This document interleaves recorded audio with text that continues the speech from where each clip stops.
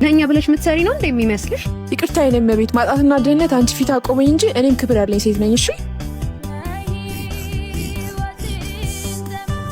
ደህና ነሽ? ትንሽ አሞኝ። ታዲያ ለምን አታርፊበት? አይ ይሆናል ብለህ ነው? ምን ችግር አለ? ምን ልበላ? እቁብም አለብሽ። እሺ ብትይኝ ሁሉ ነገር ይስተካከል ነው። ቆይ ዝም በል እንሰራለን። ቆይ እንደዛ ነው የምናደርገው። የዚህ ቤት ቡና ግን አሪፍ ነው ይመስለኛል። በዛ ላይ ልጅቷ ቆንጆ ነው። አንተ ነህ ሲጀመር የማይሆን ቦታ ይዘኸኝ የመጣኸው። እናት ነይ ውሃ አምጪ። እሺ ነይ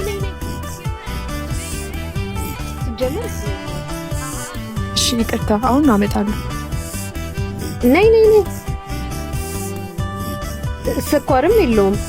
እሺ ይቅርታ ሁሉንም አሁን አመጣለሁ። አፍጥኙ። ነይ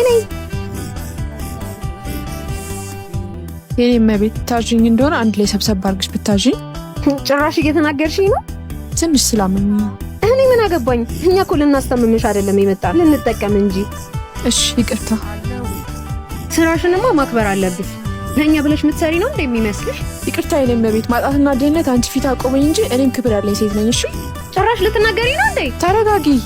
አንቺ እኮ ነሽ እኔን በስነ ስርዓት ማስተናገድ ያለብሽ። ትሰሚኛለሽ? አትችይብኝ። ሲጀመር ቡና የምታፈሉ ሰዎች ወሬ ብቻ ነው የምታወሪው። ስነ ስርዓት ይኑርሽ። ምን ነው የምታወሪው? ሰማሻት አይደል? ድህነትና ማጣት አንቺ ስር ዝቅ አረጋት እንጂ ክብር ያለኝ ሴት ነኝ ብላሻለች። ማን አንተ? እኔን አልነካሽኝ። የሚሰራ ሰው ክብር ግን ነክተሻል። አልገባኝም። በሌላ ጊዜ ለማንኛውም ሰው ክብር ይኑርሽ። አንተ ደግሞ አስተምራት። ምንድን ነው የሚያክለው? አንተ ዝም ትለዋለህ? አትናገረውም እንዴ? ምን ልበለው? ግብዳ እኮ ነው።